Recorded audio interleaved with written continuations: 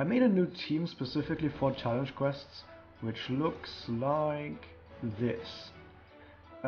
This does look kind of super. Let's just see what happens.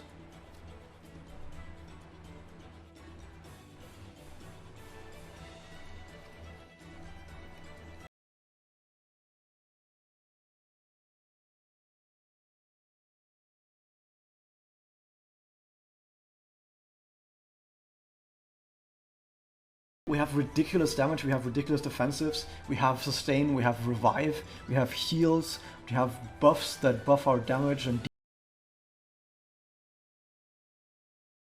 we basically have access to almost every single thing that the game has in its mechanics. So we can just play.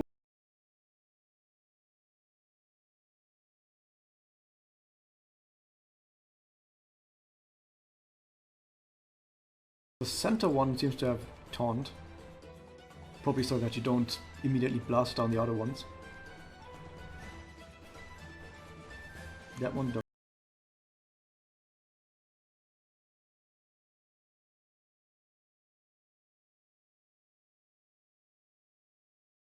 HP that I have. Oh my god.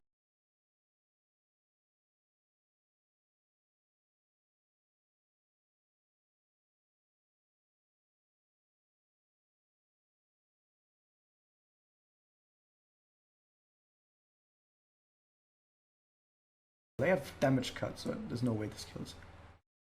Yeah, it doesn't do that much damage because they're pretty high damage cut. However, here comes Mokyuu Magia. I'm gonna slow down because some of you guys might not have seen the Mokyuu Magia yet. Look at Mokyuu, it's gonna attack!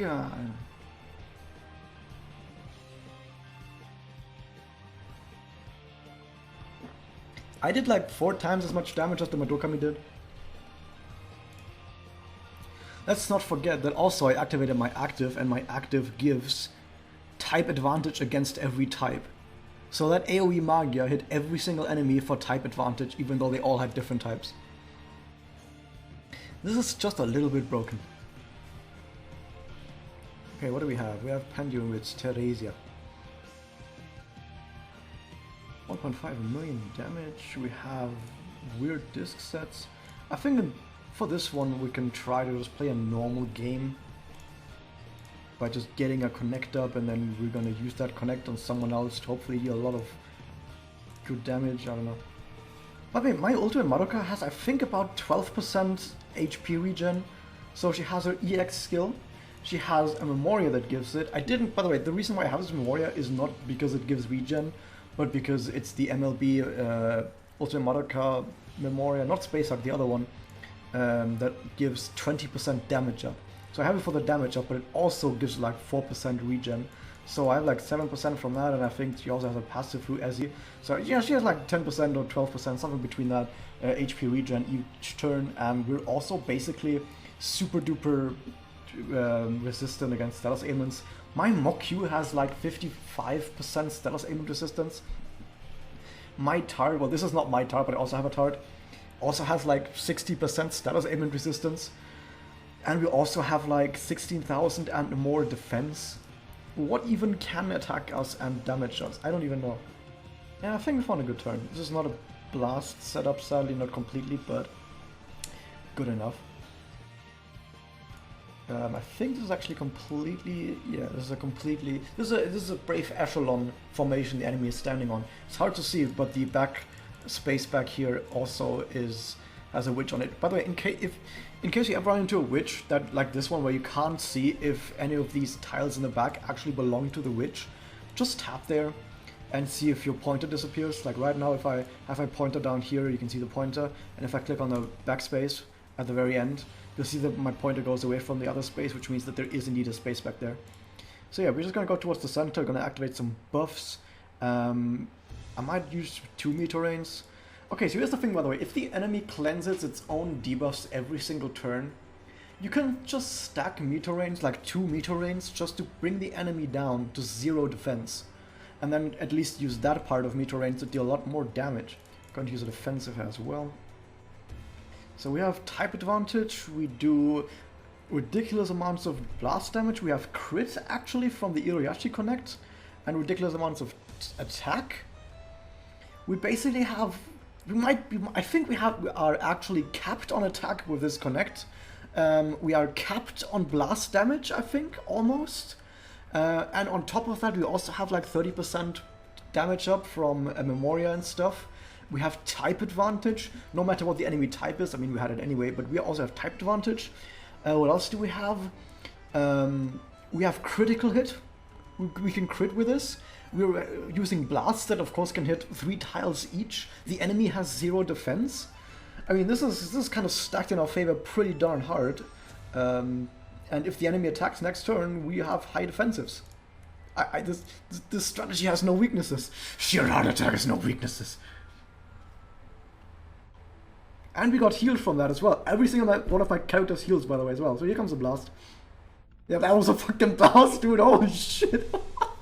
This is the first time I've used Ultimate Madoka, actually ever. I'm not even joking. This is literally the first time I actually ever used my own Ultimate Madoka. On NA, I don't have Ultimate Madoka. On JP, I never had her on more than 1 slot. And just today I got her to 4 slots. So I never actually used my own Ultimate Madoka ever before. This is like the first time. Oh, look. This one also is standing on a Brave Echelon. You can see that the actual center tile is used because if I'm on the outside and I click towards the center, the pointer disappears, so there is indeed something clickable in the center.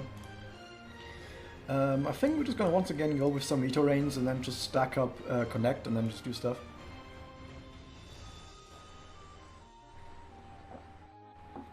What did it just do? Oh, we just curse and stun on attack. 100% I would assume. Can I just mention that, by the way, that my Ultimate Tart and my Mokyuu both have like 60% status ailment resistance, and both of them still got hit. That's some RNG right there. Okay, so if I connect, this is okay. I need to tell you guys, this is a top right diagonal blast. Top right diagonal blasts turn into horizontal blasts, and I'm going to show this off. I'm going to target this. Actually, I'm going to target this space down here, and I'm going to give a top right diagonal blast to Tart. Which might look weird, like, wait a second, diagonal top right, you're not going to hit anything if you do that. No, because this is going to become a horizontal blast. It's just going to turn into one when the turn starts. And it's actually going to hit what I wanted to hit. It's going to hit 2 targets.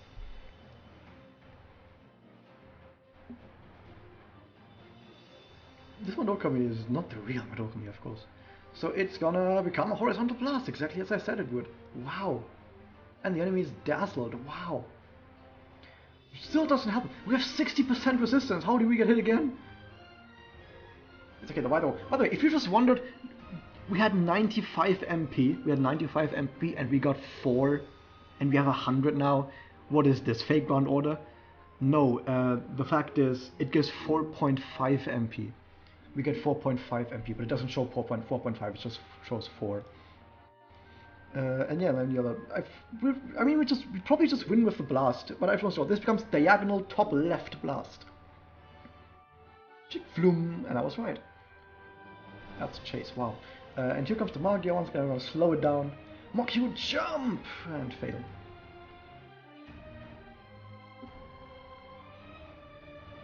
Whee!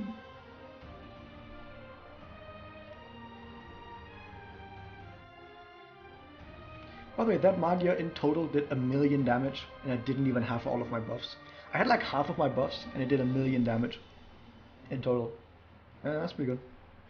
Oh, okay, so I can show something off probably on turn 2. I'm just gonna tell you guys this Yukika probably is gonna give herself crit and evade both at the same time. I don't know when. It could be turn 2, could be turn 3, turn 1, I don't know. But at some point this Yukika is gonna give herself at least crit, probably evade as well. This Sakurako might give herself crit as well as maybe defense ignore or attack up, any of those. And this Masada probably also does crit and attack up, possibly evade as well. So you can kind of see what the theme behind this team is, because this theme is just the 3 biggest single target damage dealers on the light side. Like these are some of the 3 biggest single target light type critters that crit you dead. So I don't have anything to defend against crits, is what I would say if it wasn't for this. This is the active of Iroyachi. Iroyachi's active is the following. You get like 80% or something damage cut, which is pretty good, 80% damage cut for a turn, that's pretty good, right? More importantly, it gives everyone critical hit immunity for 1 crit. So now, every single one of my characters is immune to 1 crit. And it lasts for infinite turns, like until I get crit or win. So that's pretty good. So now my entire team is safe from at least 1 crit. Awesome. I'm still gonna use a meteorite on top of that, because of course we do.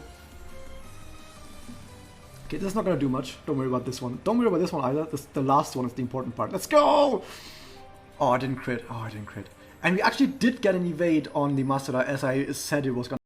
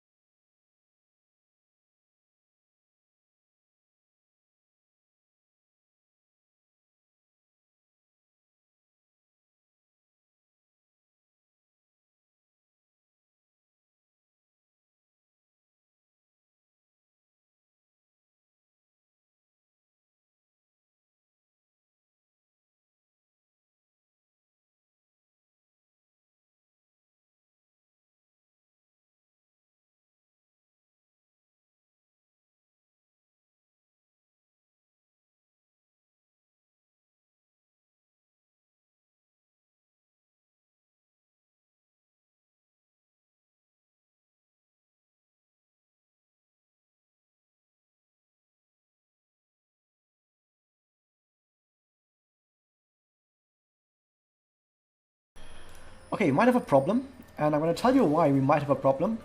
I said earlier that I take negate evade with me into battle, because some characters on the enemy team usually have evade. That character who I gave anti-evade just died, and the other characters don't have anti-evade, so we might have a problem if this Masada has 100% anti-evade, which is possible. I'm going to do this and hope that everyone survives. Oh my god, that's 100% evade, isn't it? That's a fucking 100% evade. Oh my god. You fuck.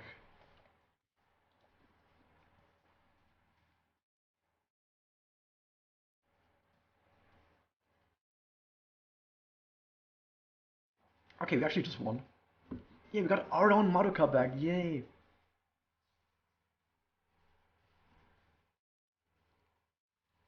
That was a lot of damage. And there goes the buff. Now Amadokami might have actually survived like a hit. Amazing.